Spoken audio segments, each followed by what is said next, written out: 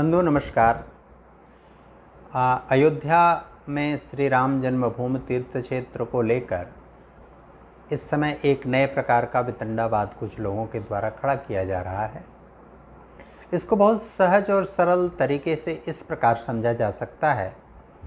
मान लीजिए संजय नाम के व्यक्ति से राहुल नाम के व्यक्ति ने 2011 में किसी ज़मीन का एक निश्चित धनराशि में एग्रीमेंट या अनुबंध कराया, लेकिन राहुल नाम के व्यक्ति ने संजय गांधी से वह एग्रीमेंट पूर्ण नहीं कर सके और वह ज़मीन न खरीद सके दिए समय के अंतर्गत। इसलिए 2017 में पुनः किसी दूसरे व्यक्ति ने उसी संजय नामक व्यक्ति से उसका दूसरा एग्रीमेंट कराया, वे भी नहीं खरीद सके और 2019 में एक तीसरे व्यक्ति ने एक तीसरा एग्रीमेंट कराया। स्वाभाविक रूप से उस ज़मीन की कीमत जो 2011 में रही होगी वो 2017 में नहीं रही होगी और 2017 में जो रही होगी वो 2019 में नहीं रही होगी। 19 के बाद सर्वोच्च न्यायालय का निर्णय श्री राम जन्मभूमि के पक्ष में आया।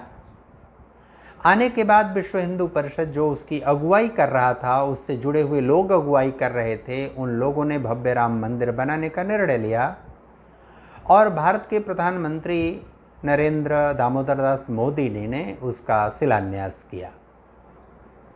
शिलान्यास करने के बाद जो उसकी योजना रचना थी कि कितना भव्य, कितना सुंदर, कितना व्यवस्थित मंदिर बनना है, उसके अनुरूप कितनी ज़मीन चाहिए, उसके चारों तरफ कितनी ज़मीन चाहिए, कौन सी ज़मीन किस उपयोग में होगी, उसकी एक बृहद कार्य योजना तैयार हुई।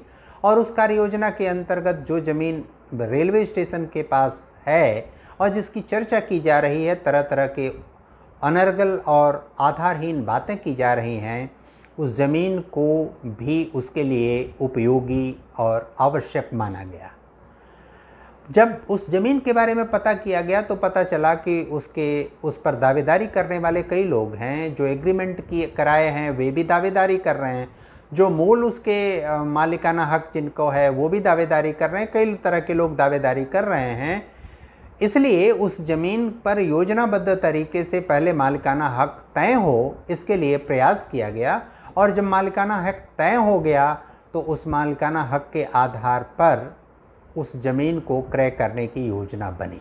स्वाभाविक रूप से उस ज़मीन को जब क्रय विश्व हिंदू परिषद और उसके श्री राम जन्मभूमि तीर्थ क्षेत्र अयोध्या ने क्रय करने की योजना बनाई तो उस समय उसका मूल्य क्या है, इस मूल्य के आधार पर ही उसने उसको क्रय करने का निर्णय किया। और कोई भी निर्णय वही करता है, उसके पूर्व में उसका क्या अनुबंध किससे हुआ, किसने किया, इससे श्री राम जन्मभूमि तीर्थ क्षेत्र अयोध्या का और श्री राम जन्मभूमि निर्माण प्रक्रिया में लगे हुए लोगों का किसी तरह का कोई संबंध क्यों और कैसे होगा। कोई भी जमीन आज से 10 वर्ष पूर्व उसका क्या मूल्य था, आज क्या मूल्य है, यह भिन्न भिन्न प्रकार का होता है, ये सब लोग जानते हैं।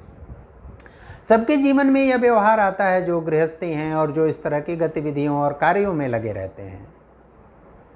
इसलिए यह भी तय है कि श्री राम जन्मभूमि तीर्थ क्षेत्र और विश्व हिंदू परिषद के जो कर्ता धर्ता इस कार्य में लगे हुए हैं वो कोई भी जमीन जो क्रय कर रहे हैं या खरीदारी कर रहे हैं या धन व्यय कर रहे हैं, उसका पूरा ट्रांजैक्शन, उसका पूरा लेन देन बैंक के माध्यम से ऑनलाइन प्रविधि के द्वारा ही संचालित हो रही है।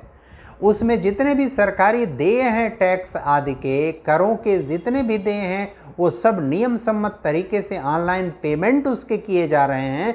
कहीं किसी भी प्रकार का कोई भी नगद लेन देन नहीं हो रहा है।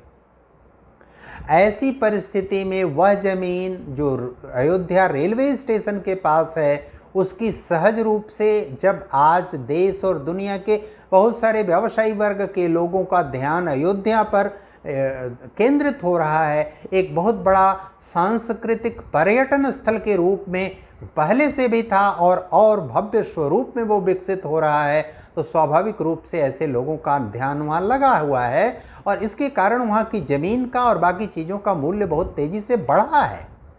बावजूद इसके रेलवे स्टेशन के पास की जमीन 1423 रुपया प्रति वर्ग फीट की दर से क्रय किया है विश्व हिंदू परिषद और श्री राम जन्मभूमि तीर्थ क्षेत्र अयोध्या ने, वह मूल्य वर्तमान समय में उस स्थान और उसके आसपास के बाजार मूल्य से बहुत कम है। कोई भी जाकर वहां पता लगा ले। अब कोई व्यक्ति किसी आधार पर कि 2011 में उस जमीन का इस रेट पर अनुबंध हुआ था, अमुक ने किया था, 17 में अनुबंध हुआ था, अमुक ने किया था, इस मूल्य पर हुआ था, 19 में किया था, अनुबंध हुआ था, अमुक व्यक्ति ने किया था, उस मूल्य, उस प्रक्रिया, उस बात से विश्व हिंदू परिषद या श्री राम जन्मभूमि तीर्थ क्षेत्र, जितना कि मुझे जानकारी है, इस तरह का कोई संबंध पूर्व में था ही नहीं। उनको आवश्यकता ही तब पड़ी जब सर्वोच्च न्यायालय, माननीय सर्वोच्च न्यायालय का निर्णय आया और श्री राम जन्मभूमि का भव्य और व्यवस्थित मंदिर, जो पहले से विश्व हिंदू परिषद की कार्य योजना में थी और प्रधानमंत्री जी ने उसका शिलान्यास किया, ऐसे भव्य मंदिर जिसके एक निश्चित व्यापक क्षेत्रफल में उसका निर्माण होना है, भव्य तरीके से निर्माण होना है, उसकी आवश्यकता उस जमीन की तभी पड़ी जब सर्वोच्च न्यायालय का निर्णय आ गया। उसके पहले कोई आवश्यकता नहीं थी, कोई उसकी जरूरत नहीं थी, कोई विचार उस विषय पर नहीं हुआ था। कौन अनुबंध कर रहा है, किससे अनुबंध कर रहा है, कितनी धनराशि में अनुबंध कर रहा है, उससे उसका कोई लेना लादना नहीं था।